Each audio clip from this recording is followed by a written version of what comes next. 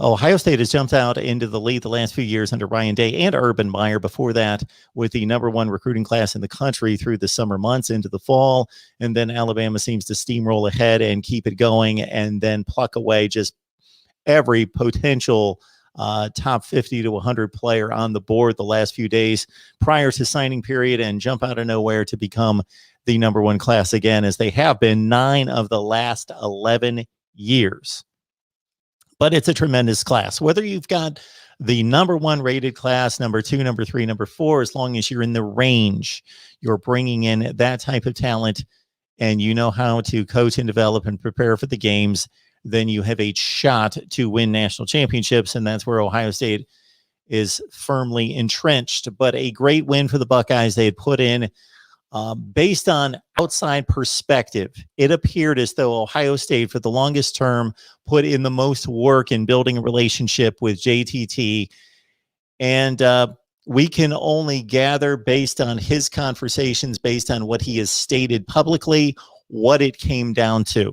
I got to think that it came down to Ohio State name, brand, image, the massive size and commitment to the program in regards to winning championships, coupled with the relationship building. Alabama swept in late.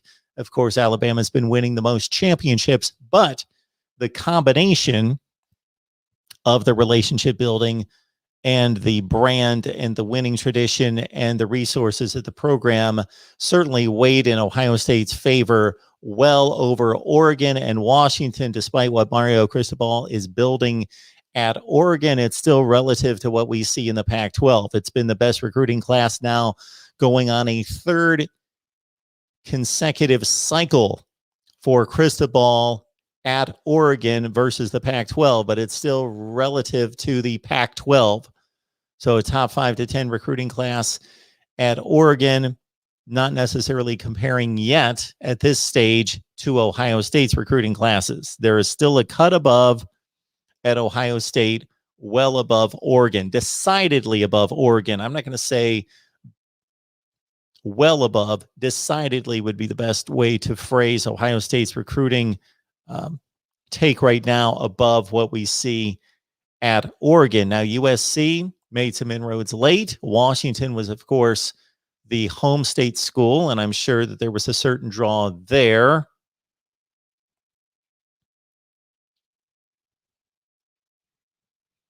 But I believe Ohio State benefited from the early start, the recent success, the national branding and image, and the Pac-12 obviously suffering from an image problem itself that's been based partially on perception, but partially based on the results on the field. The Pac-12 is certainly just not grabbing national attention right now. And it's going to be up to Oregon/USC to bring that back.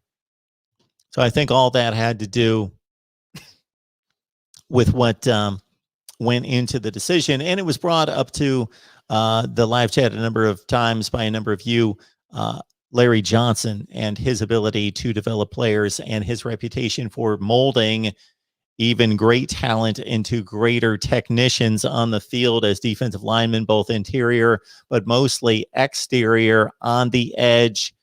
The Bosa brothers, Chase Young in particular, those three moving on to the NFL and dominating even at the next level.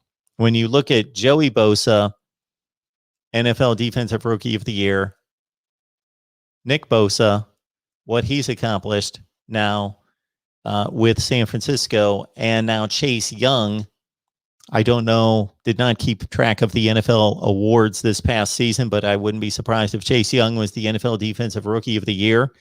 That certainly is a recruiting tool, a recruiting discussion that is brought to the table by Ryan Day and Larry Johnson to say, you could be this guy. We play in bigger games on a bigger stage. We have shown year after year that we will compete for national championships. Oregon, Washington, they have the potential to do that. They're being largely ignored in the Pac-12. People don't watch those games near as much as they watch our games. more people are going to be watching. So your collegiate football experience here is going to be greater, more enhanced, more publicized. Now, that doesn't help a JTT for the NFL draft. The NFL is watching the games all over. So he could have gone to Fresno State and prepared himself for the NFL from the standpoint of just playing games and developing his skills under decent coaching. But in terms of the collegiate football experience of playing for championships, having eyeballs on you, and lest we bring it up, name, image, and likeness. If you look at the top 10 to 20 television rated games each college football season, the top 10, year after year after year after year, have all been, except for one or two one-offs, every so often, basically the top 10 in the nation, the most highly watched college football games all come out of the SEC and the Big Ten. And the ones that come out of the Big Ten are almost always, the rare exception would be a decent Michigan-Penn State game. All Ohio State related. Ohio State, Michigan, Ohio State, Penn State, a Big Ten championship game, Ohio State, Wisconsin. More people watch Ohio State football by far, and it gains so much more attention than Washington, Oregon. Move that into the new world. The new world order. NIL, name, image, and likeness. That could have been a huge selling point for Ohio State over Washington and Oregon. Come here. We are in the conversation constantly. The numbers go up when Ohio State's on television. That can translate into more money. Yes, JTT could go to Oregon, USC, Washington, huge football programs, national reputations to a certain extent, but not to the degree of Ohio State. Look at this. Who's dropping by to talk some college football with us? Tony Gerdeman, Buckeye Scoop. Tony, good to see you, man. Hey, what's going on? I've been checking out this commitment list, and I was just a bit intrigued by one that was mentioned here in the last few minutes. This JTT guy seemed to have made a decision that caught a few people's attention, especially in Columbus, Ohio. Yeah, Columbus, Ohio loves their college football, and they love their five-star defensive ends, and they got another one today in JT Tuimoloau, and there may have been some Buckeye fans who are upset about having to wait, or were upset while they're waiting. I don't think they're upset any longer about waiting. Yeah, so the way I framed it, and then we'll get the deep dive with you, was that Ohio State has been the front runner since pretty much day one. And so in addition to all the advantages brought to the table by an Ohio State, which can't be matched by anybody outside of Alabama and Clemson, you have the relationship building. So that was obviously an unbeatable combination.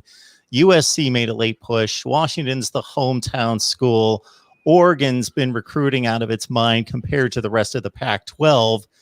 And then the other portion I just hit me a few minutes ago was, for as much attention as USC, Washington, Oregon get as somewhat national brands, now that NIL's in the picture, Ohio State's just a much greater opportunity there as well. Well, and we've seen it from recruits who have started taking their visits, that they come into Columbus thinking one thing, and then they get here and they see it's a completely different city than what they expected. I think maybe they were expecting, just complete farmland, and we've got that. But there's also a city outside of the campus that's just a couple miles away from campus. So now, maybe before, when players and prospective players looked at Columbus and Ohio State, you're looking like, what kind of fun can I have there? What kind of nightlife? Now there's a business aspect of it as well. Like, yes, I want to play high-level football, but what else is there in terms of businesses? And, how can I make a larger name for myself? And, Columbus has it. I was pretty surprised that there was no NIL stuff today for JT Tuimoloau. There are no sponsorships. And I I thought it was interesting that even though he didn't, CBS HQ still decided, well, let's get some commercial breaks in here, and then we'll get to the commitment. So even though he didn't take advantage of his opportunity to add some sponsorship dollars, CBS sure did. It is funny, Tony, because I grew up in Ohio like you did. Lived there until I was 23 years old. I never realized, of course, I knew Ohio and even the large metropolitan areas, Columbus, Cleveland, Cincinnati, weren't New York or Los Angeles. But I didn't realize what the perception was now that I've lived on the East Coast for 20 years of what Ohio is. Like, I live in more woods and farmland in Connecticut, which the selling point is we're 2 hours from Boston. We're 2 hours from New York. We're on the East Coast. We're where it's at. But lo and behold, I tell people all the time, go to Ohio. There's a reason there are 5 professional sports teams in Ohio. Where there's professional sports teams, there are people, meaning there's retail, there's money, there's action. It's funny that you mentioned that. When I went to Ohio State in the 90s, one of my best friends was from Boston, and he was, an Ohio State student.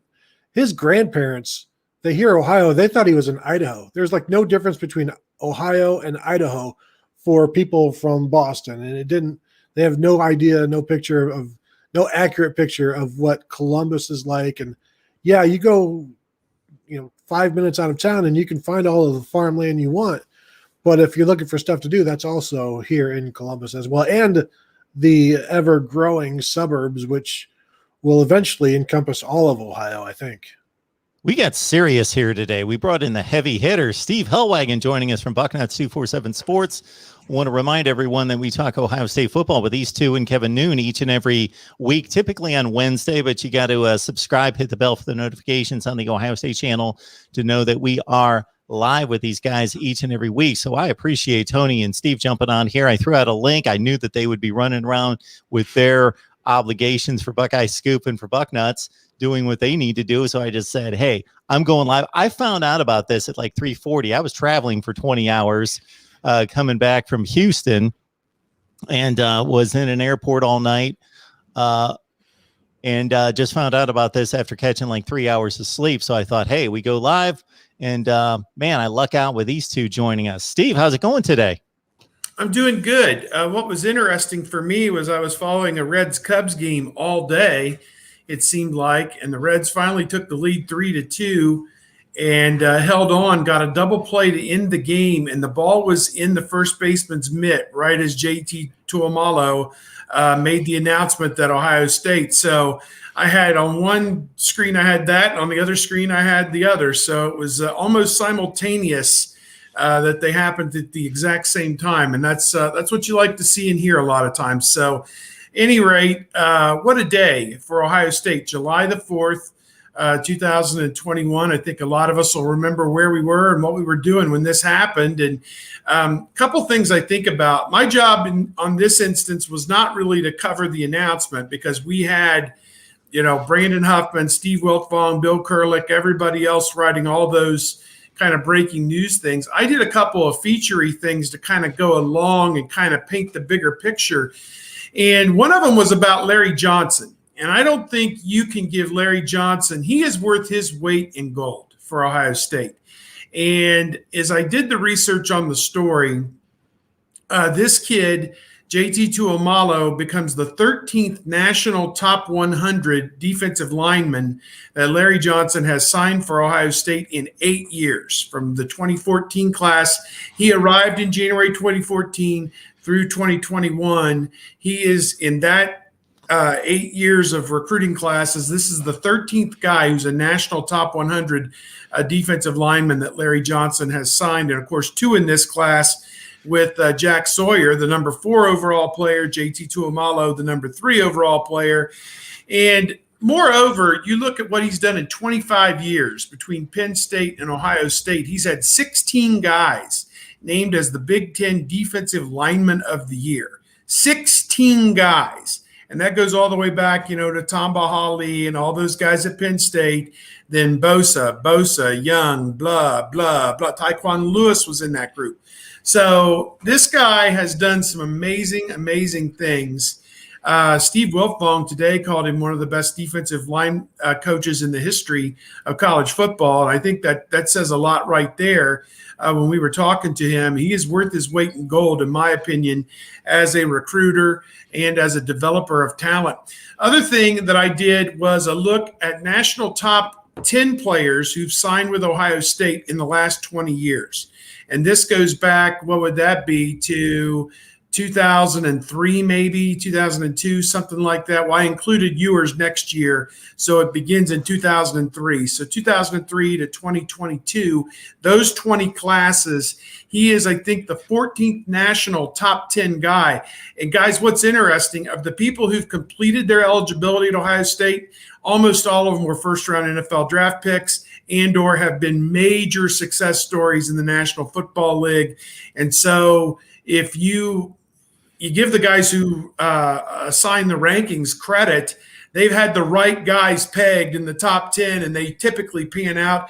Even Noah Spence was one of those guys years ago at OSU, and although it didn't work for him at Ohio State, he's in his 4th or 5th year in the NFL right now, so it's worked out for him. So a lot of guys on that list as well. I think Nick Bosa may have been on that list, and just a bunch of other guys, obviously, but a lot of guys, and a lot of guys he'll be playing with at Ohio State, like Jack Sawyer and Paris Johnson, Nicholas Petit-Ferrer, and a number of other guys that were national top 10 players who panned out, and going way back, Ted Ginn Jr. and Terrell Pryor, and you get the idea, just the creme de la creme. And of course, Quinn Ewers next year, #1, the only #1 guy that I can remember them having, although Pryor was considered #1 by some, maybe some services. So just some historical kind of, content to go in to what today really means, and what it's going to mean for Ohio State, as he said, for the next 3 or 4 years. Well, you mentioned probably 3. Larry Johnson with the top 100 guys. That doesn't even count, as you mentioned, Tyquan Lewis, who was defensive lineman of the year. Devon Hamilton was turned into like the number 950th ranked recruit to a 3rd-round pick.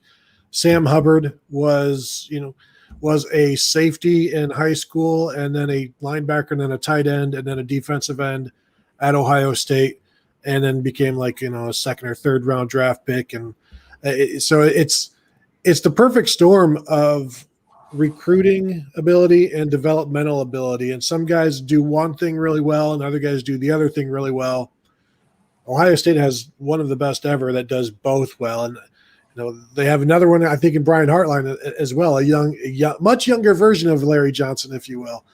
But, yeah, just the ability to not only recruit the player, recruit the family, everybody feels comfortable with him, and then just the amount of detail. When you listen to him talk about his players and their development, and also listen to the players talk about being developed by him, we're talking stuff like you need to get your right heel a 1/4 inch more to the left when you take off, and then you need to be just a little bit lower, and don't be so upright. And he watches video film constantly and looks for all of these little things that he calls things that he can put into a player's toolbox. And he wants to, whether it's hand fighting, swim moves, everything he can. It's just a 4-year process, 5-year process, 3-year process of filling the toolbox with as much as he can, and then putting players in positions to succeed, and then eventually just throwing them out there for 1st down, 2nd down, 3rd down, and just go at it. And it's been incredible to watch, and it was a no-brainer hire by Urban Meyer way back in the day when Mike Vrabel left, and there was a need, and that's it. It was the perfect timing.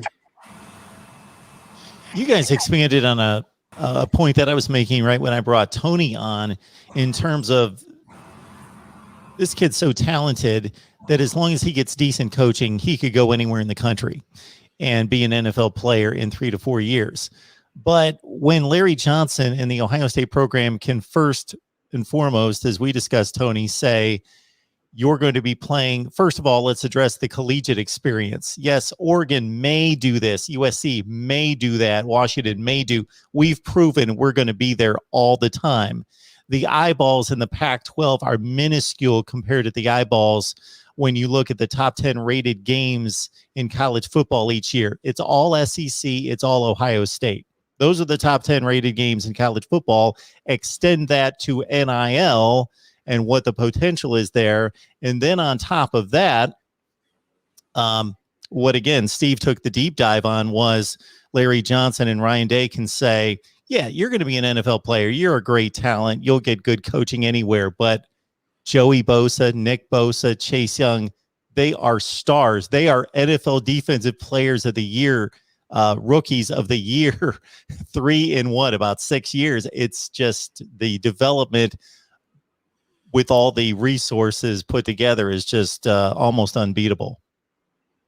Well, Ohio State has this thing that they call a theory versus testimony. Ohio State, when it comes to defensive line, is the testimony. Everybody else is the theory. Like Oregon, they say they can do this. That's, but Ohio State has shown that they can do it. And so there is testimony to what Ohio State is telling JTT and other recruits. And, you don't have to look hard to see all of the results from Ohio State defensive linemen in the league and in their bank accounts and all of that. And there's, everybody else has to try to piece together the kind of salesmanship or the sales job that Ohio State can just be like, just go look. I mean, we don't even have to do anything. It's easy. Everybody already knows the kind of production that Ohio State has put into the defensive line. And then, of course, then Ohio State isn't going to just let them go look. They're going to put it all in front of the family and the player. And at that point, you have to look for other reasons to not go to Ohio State. You have to look for reasons to go away from Ohio State because there's so much there for a defensive end to like. Parker's, Steve, he might be muted there. Yeah, he had 5 guys in one season in the 2018 draft that went on to the NFL, including Tyquan Lewis, Sam Hubbard, and Jalen Holmes. And 4 of his guys have been academic All-Americans, 13 first-team All-Americans between Ohio State and Penn State. So 13 in almost 25 years. I think he's coming up on his 24th year at this level. So just uncanny what he's been able to do so far and what is still out there for him in the years to come. Yeah, so the former JTT update that we would do each week, I don't think that comes to an end. It just transitions to what did he have to eat, what was for breakfast on Thursday, all those sorts of things. Yeah, there's going to be a lot of hullabaloo surrounding him, and he's going to be a late arrival at Ohio State, obviously coming in about 4 weeks before the start of preseason camp. It's going to be a crash course on him on the culture at Ohio State. No, we don't grab that door handle with our right hand, we grab it with our left hand. And I mean, it's going to be a culture shock, I think, for him to be indoctrinated in so many different and new ways of thinking and doing things. They taught you to do it that way in high school. Believe us when we tell you it's got to be done this way in college. And it could be a lift technique. It could be a pass rush technique. It could be throwing your towel into the bin the right way. I mean, it's going to be a crash course for him in how to play college football. And there's not much time to get him through it if you expect him to make any kind of an impact in the early season with the 2 of the bigger games of the year, Minnesota, the opener on the road, and back home with Oregon. Minnesota, you wouldn't say, it's not that big of a game, not that great of a team they're playing against, a 500 team maybe, but they've had better seasons in recent years than that. So it's on the road, new quarterback. So you're going to need all hands on deck, I think, to win that game. And his hands would definitely qualify in that regard. So I'm interested to see how quickly he can assimilate and how quickly he can push his way into the 2 deep. That's a big question. They've got some veterans with Tyler Friday, Javonte Jean-Baptiste kind of holding the spots right now, placeholders, some might think, behind the starters, Zach Harrison, Tyreek Smith. And then, of course, you have Jack Sawyer, who's there. Noah Potter, who's played a little bit at end, a little bit at tackle during the spring. How does he fit into this? So I'm interested to see in preseason camp how it all shakes out. Appreciate Tony Gerdeman and Steve Hellwagon joining us for this. Is there some interest in JTT? Yeah, we got 366 folks on the line with no notifications, no warning, nothing. I just, bam, we're doing a live stream. Let's go. And because I didn't know about this until about 20 minutes before 4 Eastern. We're getting comments in the live chat about basketball, whether you guys know anything about that being a factor. Go ahead. Yeah, I mean, it's Ohio State said he could play basketball. He's gotten basketball scholarship offers from other schools, and this happens every so often, but rarely does the player end up actually following through and playing multiple sports. But yeah, Ohio State has told him he can if he wants. And they've done it before in the past. Ricky Dudley, Nate Sally, where they would join the basketball team after the football season. And, we'll see if he tries that his freshman year. And if that becomes, it's a lot. Being a football player is a lot. That's a year-round thing with, a couple of breaks here and there. Then you want to just go from football season to basketball season without getting that break after the bowl games or whatever. That's a tough gig. They give the players, I think, 3 or 4 weeks after the bowl game before they get right back into winter conditioning. And you'd get no break in there. So if he wants to try it, go for it. He's young, as far as I know. He's a teenager. So, but I don't expect. Steve, do you ever expect him to shoot up? I put my over under on career basketball minutes for him at 0.5. Where are you going? Yeah, I'm a little skeptical about it. As Tony said, one sport at this level is hard enough, and he missed out on spring ball this past year. If his ultimate goal is to be in the NFL and get drafted in 2024 after 3 years at Ohio State, I guess basketball wouldn't necessarily hurt that goal, particularly if he doesn't get injured or whatever. And maybe it would help him from a conditioning standpoint to be able to do all the running that's involved with playing basketball at that level. I mean, it's just a brutal sport for those guys, the 4 or 5 month grind that they go through and how hard they have to practice and how hard they have to prepare just to win games in the Big Ten. I think it would be fun for him to be able to do that. I know that he met with Chris Holtmann during his official visit, and I think Chris Holtmann is on board because when you have an elite athlete like this and a guy that could come in and maybe steal a few minutes for you at a power forward position or whatever, I don't know that this is necessarily the year where you would see him play because they've got Zed Key and they've got Joey Brunk and Kyle Young and they've got guys, EJ Liddell as well. They've got 4 pretty good players there that you don't need to use a guy off the street, for lack of a better term. He doesn't count as a scholarship player for basketball, to my knowledge. I think he only counts scholarship in football. So there's really no charge for Chris Holtmann if he does get to use him. It's just I'm a little skeptical. It's a lot to ask of a young man to do it if he's willing to do it. The other thing is academically. One of the things they always talk about, with guys running track is they got to be on top of their academics to be able to do that in the spring and take time away, which is normally a big academic semester for the football players is the spring. So to me, I'm skeptical, but, this kid seems like he's a freak and, I wouldn't put it past him necessarily. And, I think it'd be kind of cool. And again, you can't have enough people who are winners on your team. And this kid definitely seems like a winner to me. NBA fan, thank you so much for the super chat contribution. Appreciate that. You as well, David Knight, Notre Dame fan, with a question here. With these great recruiting classes, it would seem Ohio State is stacked at every position. Let me ask, however, is there a position that you all worry about or feel is in need of bolstering, Steve? I think linebacker. I think they need more. They need more playmakers. I mean, I think about some of the guys who've manned that position at Ohio State in recent years, like Jerome Baker and Raekwon McMillan, Ryan Shazier, obviously before he was injured with the Steelers. Going back even a few more years, just guys from the Tressel era who played linebacker at Ohio State, like Laurinaitis and Freeman. I don't see those guys walking through that door right now. And I think that there is some potential, with some of them, but I just don't see anybody who's necessarily an all Big Ten caliber guy. Now, they've got some guys coming like Hicks from down the Dayton area. He's going to be a high school senior, and Gabe Powers coming from Marysville. So maybe those guys can help bolster that position.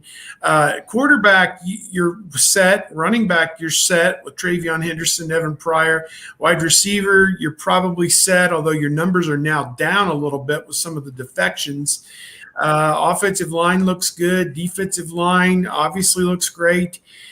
Corner, is there a Jeff Okuda in this group? Is there a Denzel Ward? They have not recruited great players at cornerback until maybe this year, next year. They've got some national top 50, top 100 guys getting back into the fold. They went through about a 3-year lull there at cornerback where they didn't get a top 100 guy. So maybe that coincided with Combs, not being on staff, but now that he's back, they seem like they're going to be recruiting pretty good. So those are the two big holes, and they're where you would expect on the defensive side of the football, where Ohio State was suspect last year and unproven this year. Linebacker and corner, to me, are the two big areas.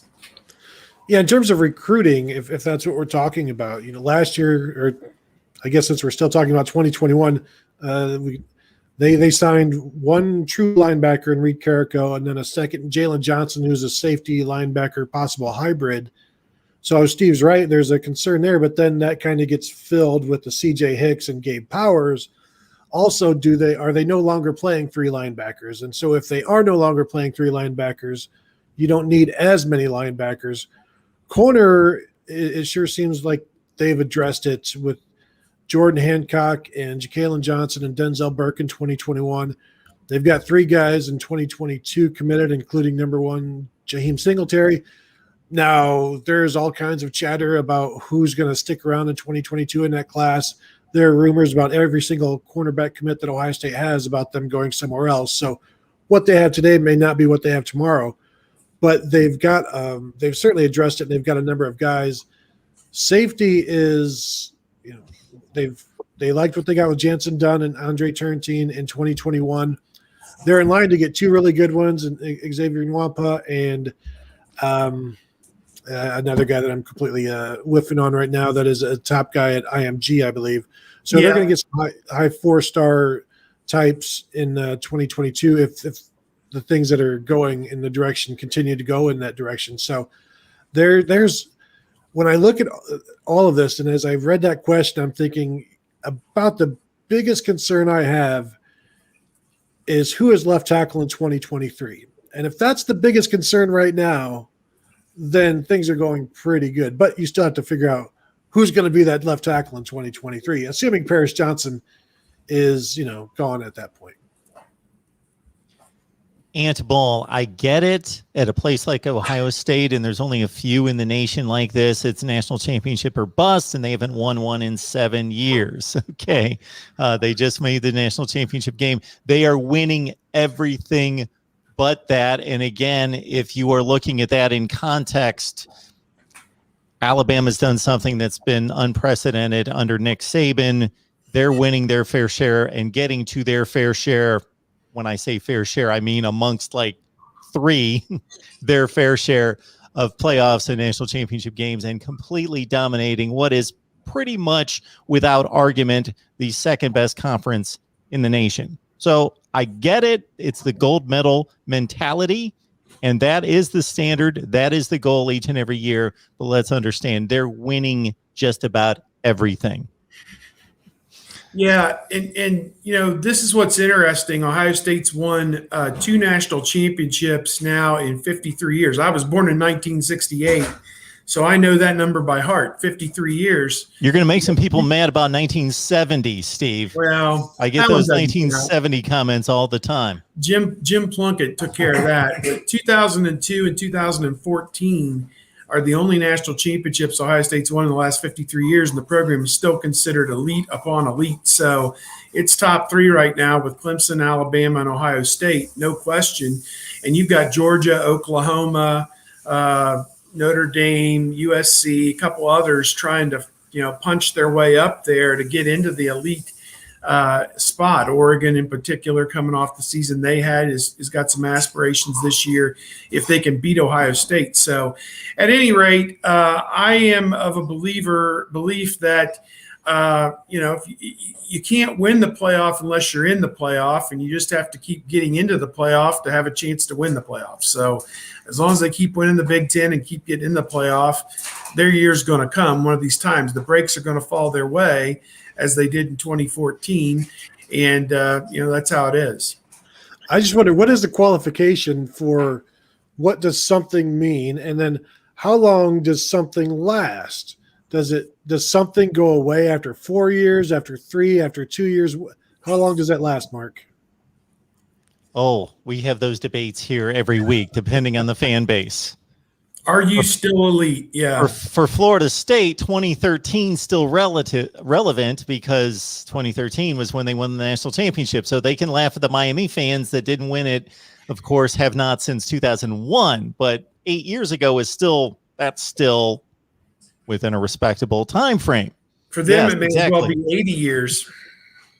As bad. I mean, they've had some really bad games in the last 8 years. The program is so different than it was in 2013 that it feels like a different era, even though it was 1 year earlier than Ohio State's last one. Within context. That's the term I love to use a lot, within context. The Ohio State football program is, even with a different man in charge, pretty much the same football program it was in 2013, 2014. Florida State's miles different. Their guy is in College Station, Texas. We talk Ohio State football here all the time with these guys and others, but primarily these two. Kevin Noon here on our live show each and every week. Got over 400 people on the line here to talk Ohio State football, so this is good stuff. As of course, JT Tuimoloau has decided to play football at Ohio State. So this, in addition to just sheer explosiveness, athleticism, what do the scouts, what do the coaches say about Tony, this guy being next level elite? Well, we were talking about his ability to play basketball. That's something that all coaches like out of their linemen, defensive linemen or offensive linemen. They watch those feet, and he has that. He's got size. I've seen some people compare him to former Buckeye Cameron Hayward, who was 6'5", 6'6", and 280 pounds, but able to move and play that defensive end spot. And so you've got that kind of athletic ability, the size. He plays tight end very well as well. And then you combine him, you put him on a defensive line with future NFLers, and it's not, you can't just worry about him. And you put him on a line opposite Jack Sawyer, who is one of the other top 2 or 3 defensive ends in the nation. And now it's you've got two guys as bookends who are going to be playing together for at least 3 years and growing together and feeding off of each other. And so it's just another one where you just add another one in and you build on it. And he brings size, speed, athleticism, strength, coachability, I think, is a big one that Larry Johnson will get to work on. And that's where I wonder, does the basketball go away once he finds out how far he still has to go to become the player that he should be? And that's where Larry Johnson breaks everything down. And it's not a military thing where they break you down and build you back up, but he breaks a player down in terms of, this is what you're still doing wrong, this is what we can do, and he can give them a picture of what they can be, but they have to work at it. We've seen guys at Ohio State under Larry Johnson who were defensive ends who had this kind of size, pushing almost 270, 280 pounds, whatever he is, also go inside and create fits for the interior offensive linemen, the two guards in the center, by shooting gaps and blowing up plays and making plays and creating things for the outside guys or whatever. So it's entirely possible he could play 3 of the 4 spots, if not all 4 of the spots across the front, which just is such a mind bending type proposition for the defense. The quarterback comes to the line of scrimmage, and now the guy who's been lined up outside the tackle is now lined up over the center and is coming directly for his head. If he can get by the center, that's got to be a little bit of a scary prospect. So I think about him in general terms: powerful, athletic, nimble, can still add weight to his frame. Has got experience both with his hand in the dirt and standing up, running, rushing off the edge. And from what our guys say, they've seen him drop into coverage as well. And, take running backs coming out of the backfield, these kind of things. So, or tight ends. He's got athleticism and ball skills, for goodness sake. So he put up some amazing numbers. I think his last year was kind of curtailed a little bit, obviously, by COVID, but I think it was something like 36 or 40 tackles for loss and 20 sacks over his sophomore and junior seasons when they played normal seasons. So to me, he's had the production, he's got the freakish ability, and now it's just a matter of putting it all together. I mean, you can be, and we say this all the time. I usually use it when I'm arguing about the old all they get is the scholar or the education thing. Like, no, that's not all they get. They get the expertise of Larry Johnson. They get the strength and conditioning work of Mickey Marotti. They get the nutrition work. They get the academics support. They get so many things across the board beyond just the ability to go to school for free and to live in a dorm for free. And if he avails himself of what Larry Johnson's going to give him, of what Mickey Marotti and his staff are going to teach him, and how to train and how to properly prepare to play a college football season, he'll be in the NFL as a top 20 pick probably in 3 years. But, that's on him. It's incumbent on him to take all those blessings he's been given and make the most out of them. Andrew Hill was asking how he can possibly get his comment to the screen, so I posted that to the screen. But Andrew, we'll just let you know that if you catch me on a regular basis, which this is the first time I've seen your name, or catch our Ohio State show, I get to as many comments, questions as I possibly can, whether that be a solo show or we've got Stephen and Tony here. This just a little bit different. Wanted to get their expertise, obviously focusing on JTT. Steve, you got a few more minutes for us? Yeah, I got about 5 minutes, and we're headed to a July 4th nice barbecue, so it's going to be fun with family and all that.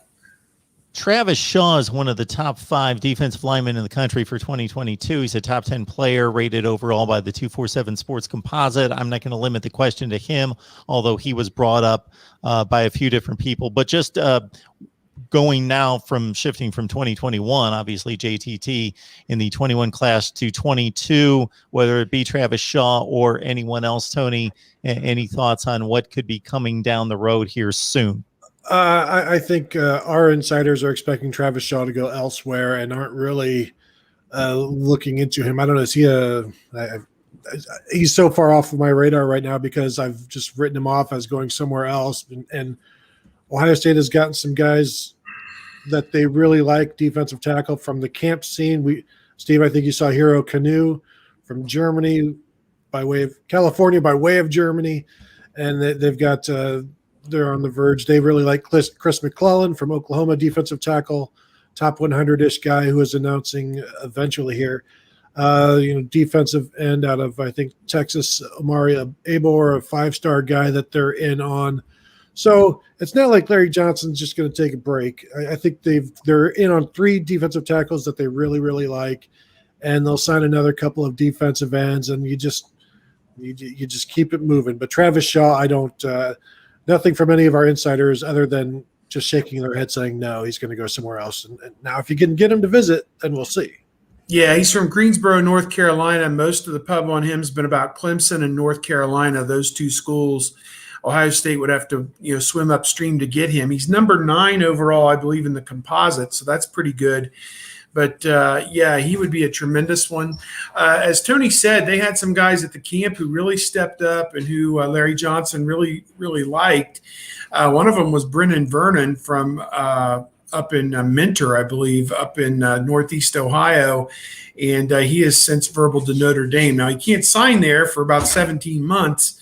So maybe, Larry, if let's say Marcus Freeman jumps off for a head coaching job either this December or the following December, maybe that doesn't look so good and he could take over at Cincinnati next year if Luke Fickell finally gets, as I've said on our show any number of times, Luke Fickell would be making $7 million a year right now if they'd just gone by what they should have at the end of that Georgia game and not thrown a pass and stopped the clock or run out of bounds or whatever the heck that was, the terrible time management. But I would think Marcus Freeman would be next at Cincinnati as a head coach if that happens. So, don't rule that out. But there's a lot of guys out there. And really, for Ohio State at this point, it's selecting. It's not recruiting. And if Ohio State offers and not only that, if you're a defensive tackle and you have a chance to play alongside two great defensive ends, where the heck else would you want to be? Because they have to single block you now. They can't dedicate a guard and a tackle to you. They've got to put the tackle and the tight end on one of those ends and a tackle on the other. And that leaves the middle wide open, for a great defensive tackle to go to work. So to my way of thinking, I am of a mind that again, they're not going to have any problem finding guys that want to fill out the recruiting classes at Ohio State. Just in terms of Christopher's question here, I keep going back to the 2017 class or the 2017 season where Chase Young was a freshman, Jonathan Cooper was a sophomore, and that team had Nick Bosa, Sam Hubbard, Jalen Holmes, and Tyquan Lewis. So those four played the bulk of the reps, played the bulk of the snaps at defensive end, rotating. Chase Young and Jonathan Cooper would get to come in. They'd sprinkle them in. Larry Johnson would sprinkle them in situations where they could succeed, which Chase Young did.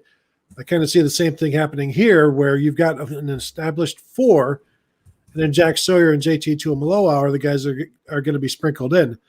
Now, the four this year aren't nearly as established as the four back in 2017. So there's going to be some room for Sawyer and Tuimoloau to make up some ground and maybe get into that too deep. But I totally expect him to play even without a spring. He's still going to have a fall camp.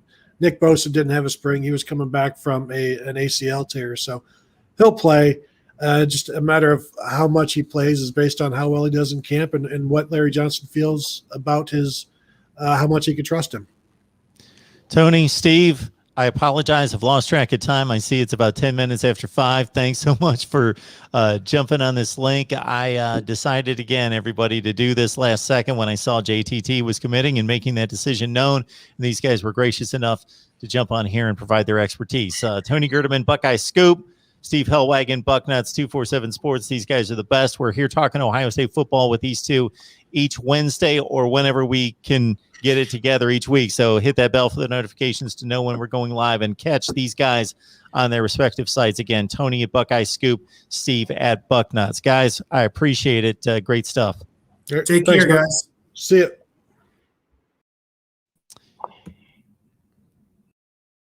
And I am going to be hanging out with all of you talking Ohio State football and college football in general, as I'll now have time to run through all the list of the comments and questions here in the live chat. And again, the phone lines, I will get the number to the bottom of the screen here at 860-499-3332 to take your comments and questions. And again, as I mentioned very quickly there at the end of the conversation with Steve and with Tony, we talk Ohio State football and would love to have a crowd like this in our Buckeye shows, because if you're this committed to this one commitment, which is soon to be a signee because it's not the 2022 class that we have to wait until December, like he is committing and signing, bam, and will be a Buckeye here momentarily, that we talk Ohio State football with Tony Gerdeman, Steve Hellwagon, and Kevin Noon from Rivals each and every week, typically on Wednesday. Now we've got to move that around because of schedules from time to time, but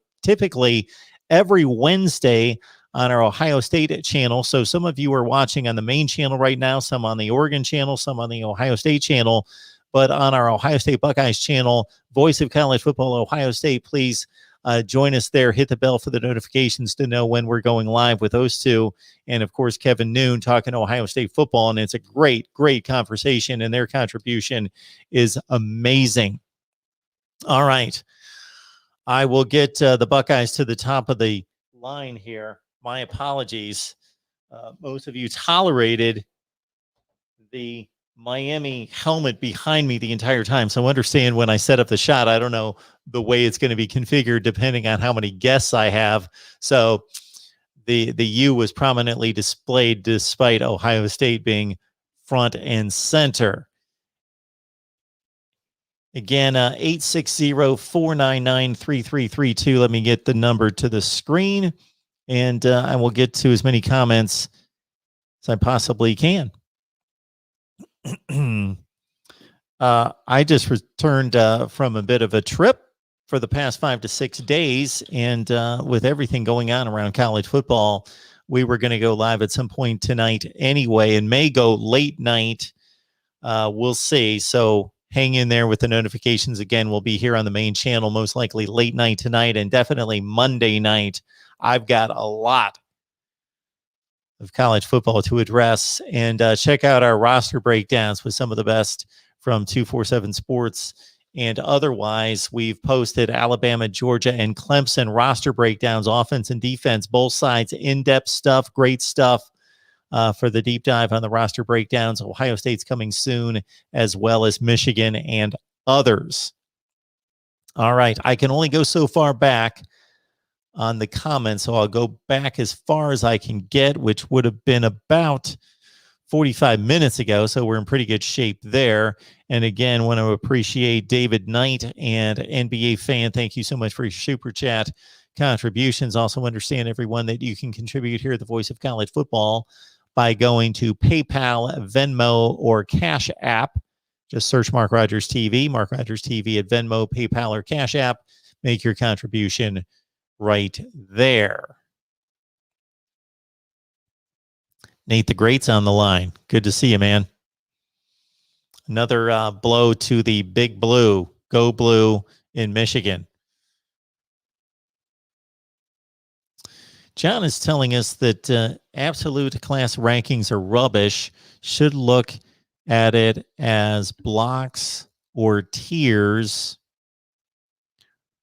Block or tier one, probably top 10 teams on downward. So, John, that's a good point.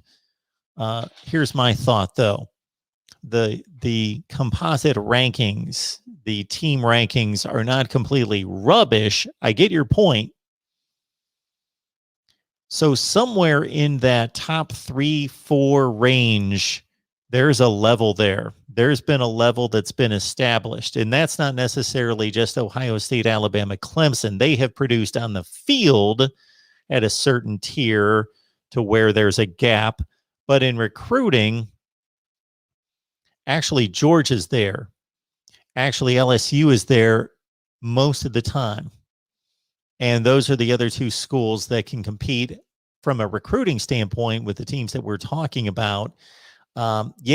If you really understand the metrics that go into the recruiting rankings, you have to understand that the class size has something to do with the recruiting rankings. So, for example, Ryan Day's first Ohio State recruiting class was only ranked 13th in the country, but the quality of that class was top 2 or 3 in the country. He only had, I believe, 14 signees because the way the scholarships worked out for Ryan Day in his first full recruiting cycle. So it looked like Ohio State had taken a tumble in recruiting if you just looked at the pure rankings. But if you took a little bit of another step to see that they only had 14 signees, I believe 14 was the number. That's why Ohio State was back in the pack that particular year. Now, we've also discussed this most notably with Cam Underwood from State of the U, who's a big recruiting guy and a Miami contributor, that if you look at the metrics that 247 in particular puts together, the composite, and look at the star rankings and how that factors into the mathematical equation, you can then do some math and figure out what is the difference between the number 1 class and the number 2 class? What's the difference between the number 1 class and the number 5 class? Because they could be like this. 1 could be here, 2 could be there, 3 could be there, 4 could be, or 1 could be here, 2 could be here, 3 could be there, 4 could be here. And if you put the math to it, then you start to understand that the difference, for example, and I'll use this comparison because we've got a couple of Notre Dame fans, of course, David and D-Rock Irish and others in the live chat, is that Ohio State recruiting in a top 3 level versus Notre Dame being in that 8 to 12 range means, I'm being general here, but it's pretty accurate. The difference there is about 4 to 5 players of an elite or near elite status, not necessarily a 5-star. Ohio State's getting 3 to 5 5-stars per class. So it's not quite to that level. There's only 35 to 45 stars in each class.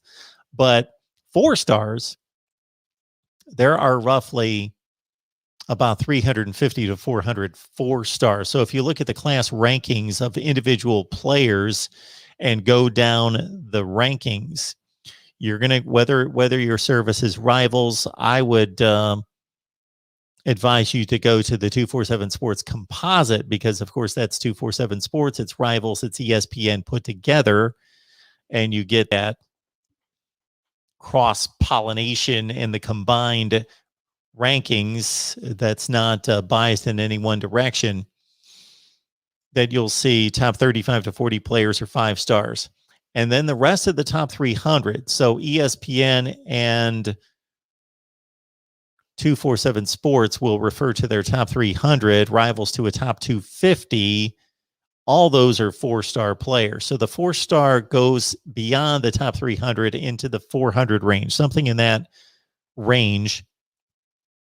So the difference between Ohio State with a top 3 class and Notre Dame with like a top 8 to 12 class, it's about 3 to 4 like premium players, 4-star, solid 4-star players that Ohio State gets, that Notre Dame is filling those spots with 3 stars. So there are tiers, and those tiers, from the standpoint of what we see on the field, have remained about the same for the past 7 or 8 years. Alabama may be on its own tier. We can have that discussion, that argument. But regardless, Alabama, Clemson, Ohio State, and then you drop down to, on the field, Georgia, Oklahoma. LSU was an aberration in 2019, so I'm not going to include them. But basically, Oklahoma and Georgia. And then maybe if you want to be refined and specific about your tiers, you've got another drop to Notre Dame,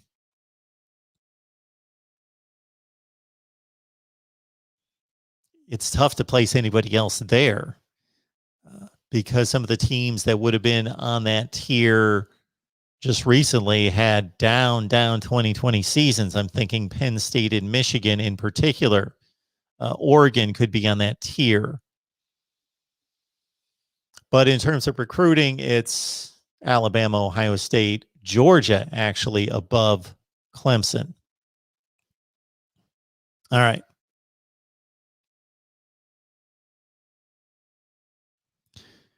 Believe we covered some of this ground. And again, if you go to the ticker down below, we're at 860-499-3332.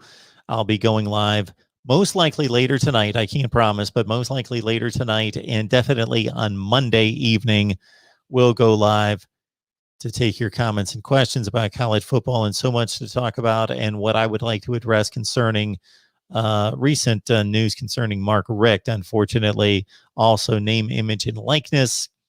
And there's a story that's out there, a controversial back and forth war of words in another sport that I would like to bring into the college football arena.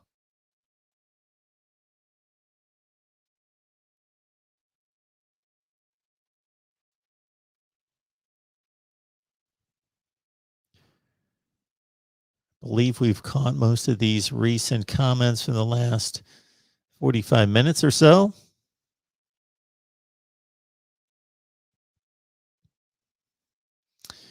Got Todd B chiming in. Good to see you, Todd.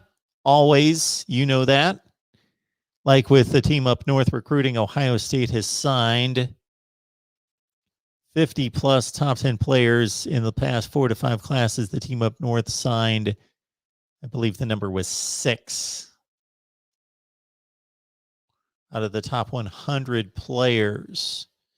Yeah. So, Todd, you've hit on something there that basically I lost track of during my soliloquy about tiers in recruiting. Is that, yes, that's what we're talking about right there, is these tiers are becoming very distinguished and separate. And even though you would think a top 10 class, a class that's ranked 8th, 9th, 10th, 11th is really good, and it is, competitively speaking, against most of the nation, that team should, with better coaching and game preparation and development of the players, should be able to compete as a 10th rated class against the number 2 class in the country. You're hitting on something right there, Todd, that shows us how much of a drop there is between being one of those top 3 in the nation and then being in that lower portion of the top 10. That's right there. I don't have the specific numbers, but Todd does a nice job of hitting on Ohio State's top 100 players in the past 4 to 5 classes versus Michigan. In Michigan, those classes for Jim Harbaugh have been rated anywhere between 8 and 15, which, again, on the surface, you would think with development and game preparation that you could take a roster that is compiled of top 8 to 15 classes, and then you would be able to compete with top 3 classes in the nation with a little bit of work and sweat equity and game planning, coaching. But that's a huge difference.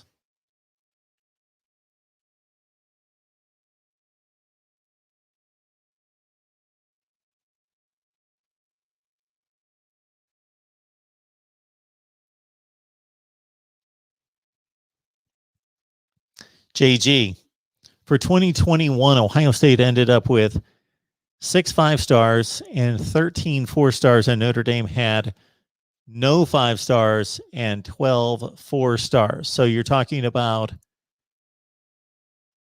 if we're going to assume the same number of signees in the 2021 class, and it's probably within 2 or 3, each class is different, that Ohio State had 21 blue chip players and Notre Dame 12.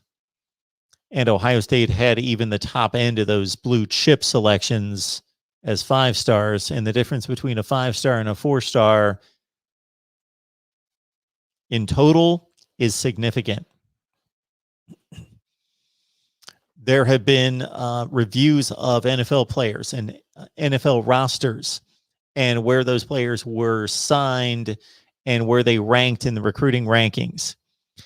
And you can't go with the whole sheer numbers because there's not going to be that many 5-stars to evaluate. So the number of 5-stars in the NFL is small because there just aren't many of them.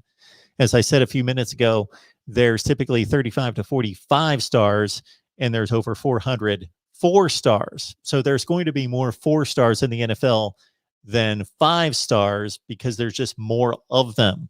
But if you look at the percentage, this really tells you the percentage of 5-stars that make the NFL versus the percentage of 4-stars versus the percentage of 3-stars, it just shoots up like a hockey stick.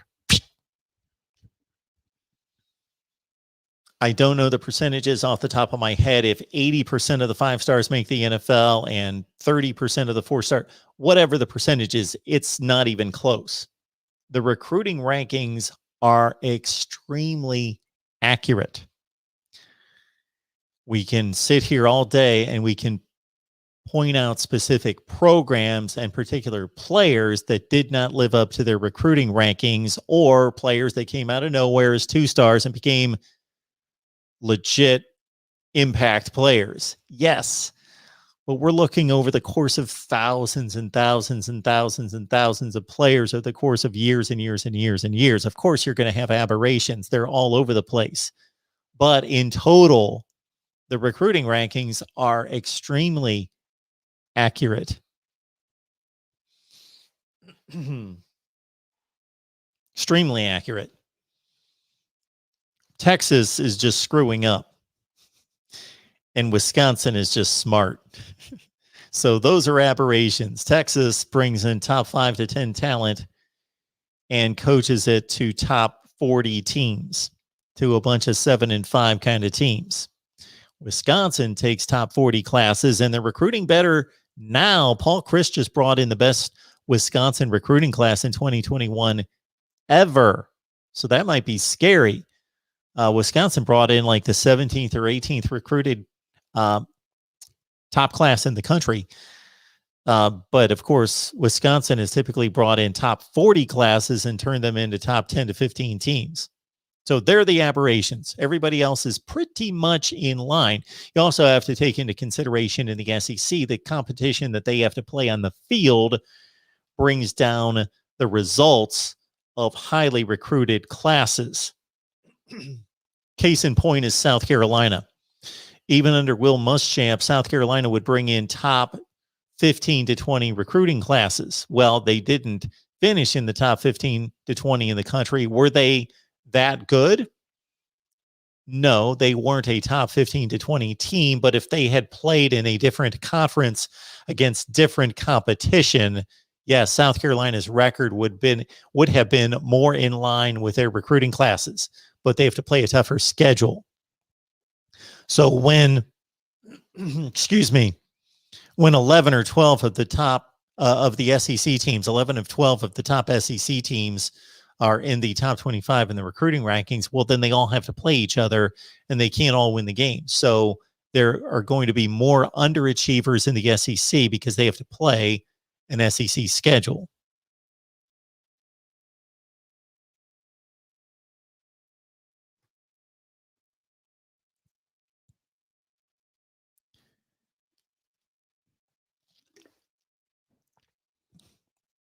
NH, thank you so much for the super chat contribution, NH. Appreciate that. Sending your channel a 5-star for JTT. Big day for the Buckeyes. James Joseph, I agree with you. If I'm reading these comments accurately from you about who gets the best players and then who wins all the football games, it is boring. I love college football. Once the games come on Saturday, I am the happiest guy on the planet because the product on the field is amazing. The games are amazing. What's kind of disturbing and also interesting about it, though, if you really track the best games in college football, the most exciting games, they're usually the games that don't matter toward a national championship. Usually. Now, Ohio State will play the thriller against Penn State on occasion, and Alabama will be tested by a Georgia in the SEC championship game in 2018, for example, and Clemson will be tested on occasion by a Texas A&M on the road as they were a few years ago. That's an example. But I had to go to 3 different programs, to 3 separate games going back 4 years to gain some examples. The best games in college football week to week, unfortunately, are played by the non-national championship contenders. Let's go back 2 years because the pandemic screwed things up in 2020. But if we went back to 2019 and we went through week 1, week 2, week 3, and picked out the best, just the most exciting games, regardless of the team's records. Not necessarily the biggest games, just the most entertaining games in college football. If we looked at those week to week, they're coming from non-national championship contenders. Those are the best games. The Wisconsin-Iowa games, the Texas A&M Mississippi State games. I'm just throwing games out there. LSU Texas A&M a couple of years ago, that 7 overtime, 74-72 epic clash meant nothing toward a national championship.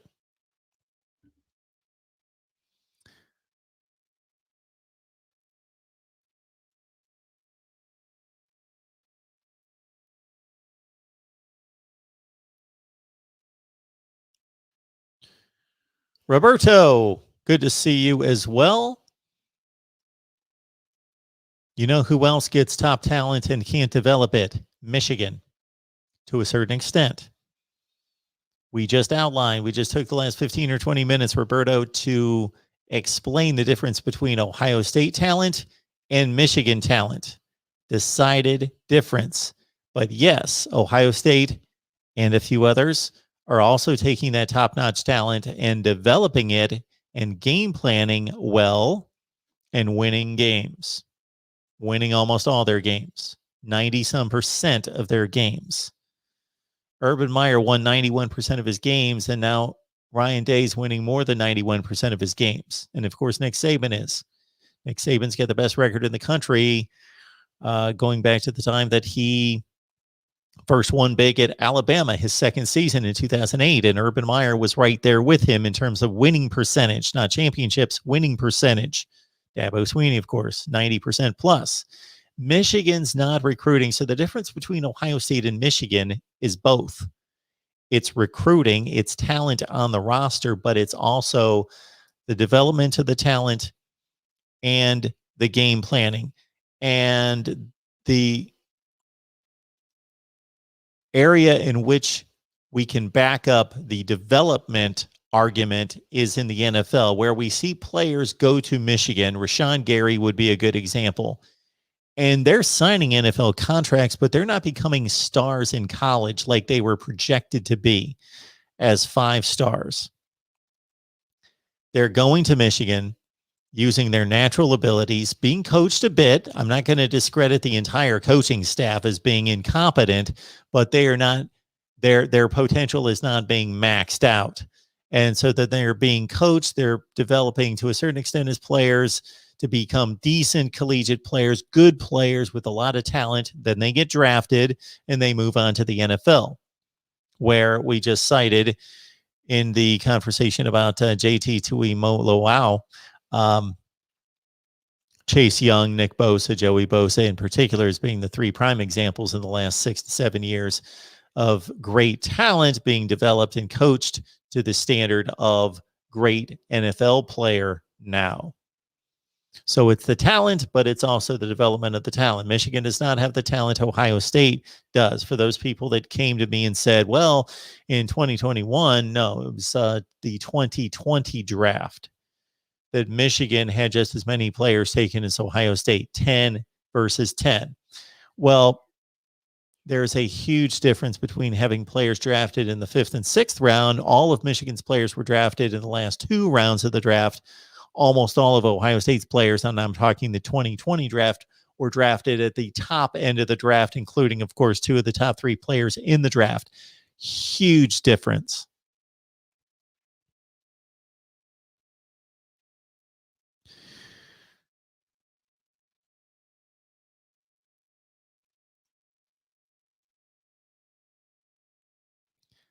NH, will an elite defensive line help our suspect secondary? Well, absolutely. They could make that suspect secondary, if there's improvement by the secondary, even if there's not improvement by the secondary and they play exactly the same as they did last year, if Ohio State's defensive line goes from being very good, as they were in 2020, to being elite, best, or near best in the nation. Ohio State put pressure on the quarterback last year, but they were on so many occasions just a half a step slow. Didn't quite get there. And if they turn those 4, 5, 6 times a game in which they are almost at the quarterback, have the hand in the face of the quarterback, but the quarterback still makes a play, still gets the ball downfield, or at least gets rid of the football instead of taking a 10-yard sack, Ohio State, that just completely changes the game, changes down and distance.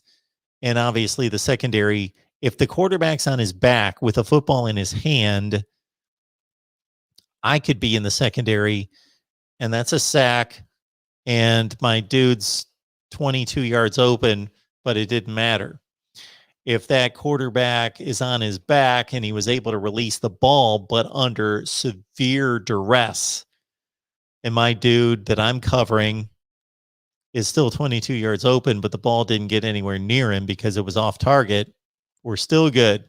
The secondary still looked like garbage. The secondary still didn't do its job, but the bottom line was it was a successful play for the defense. Now, there are going to be times the defensive line can't get there every play, and the defensive line can get there sometimes and do its job and cause duress, but the quarterback either breaks contain or delivers the football anyway, and that's where the secondary's got to be better. But if you look at a span of 10 plays, let's say where the defensive line used to be effective, or let's say 100 plays, and the defensive line in 2020 was effective 65 out of 100. If that gets increased to 80 out of 100, that's 15 plays that the secondary didn't have to account for itself. Yes, those two things go hand in hand. This Ohio State secondary could play just as poorly as it did last year in 2021, and they'll just flat out be more successful and look better if the defensive line's as good as we believe it's going to be. Now, if you combine that, what could get scary and really turn into successful defensive play is if the defensive line goes from, again, over the course of 100 plays being effective 65% of the time to 80% of the time, but actually the defensive backs improve. And I'm not talking about going from bad to elite, but bad to marginal, decent.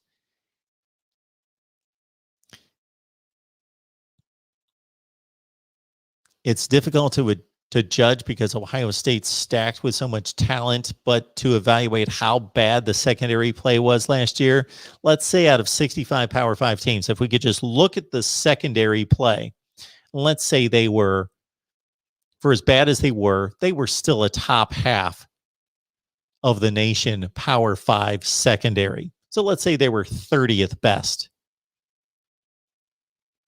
If they can raise that to 20, 18, 16, something in that range, and then the defensive line kicks in, now this is where the progress is made, and made against the better teams. That's where the progress has to be made.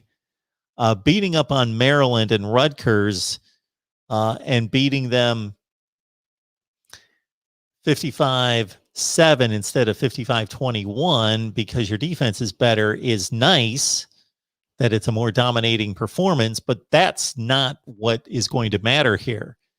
It's Penn State, and I'll say it, people are going to laugh. Michigan could still be a competitive game, but it's going to be against Penn State. It's going to be against Oregon, of course. Penn State, Oregon, and I'm trying to think of another possible test out there on the road. They've got Nebraska, Minnesota. That could possibly be the one. Week 1, Thursday night. CJ Stroud, first start. Minnesota, Nebraska. Who's the other Big Ten Western team that they play? They don't play Iowa. And they don't play Wisconsin. So the tests are going to be Oregon and Penn State for sure. And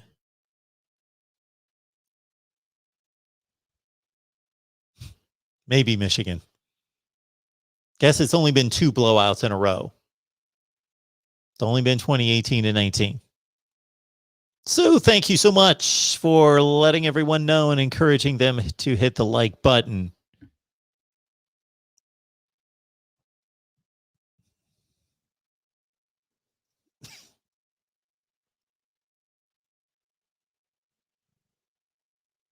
They've got Iowa this year. Do they? Why am I not remembering Ohio State's schedule? Which reminds me, I may just start carving up schedules. How about that? You guys good with that? I start releasing schedule previews. I usually do that months and months ago. Why would I have forgotten that they've got Iowa on the schedule?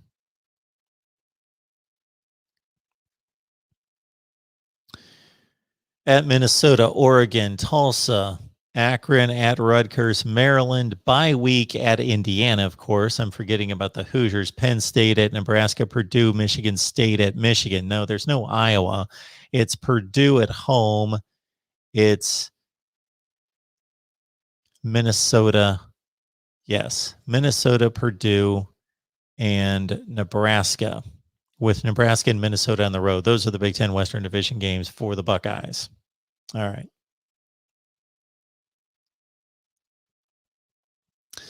All right, folks, it's been great to see everybody here at the Voice of College Football as we went live. And that's our aim. That's our goal. That's our mission.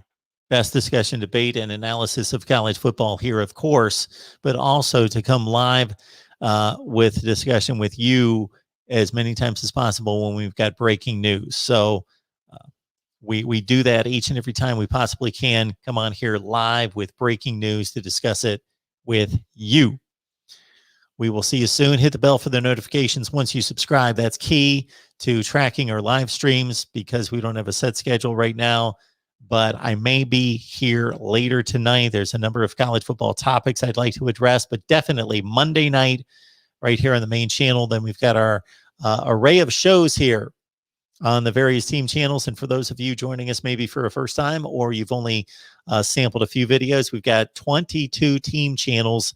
And in particular, we've got Oklahoma, Nebraska, Florida State, Miami, and Ohio State live shows each week.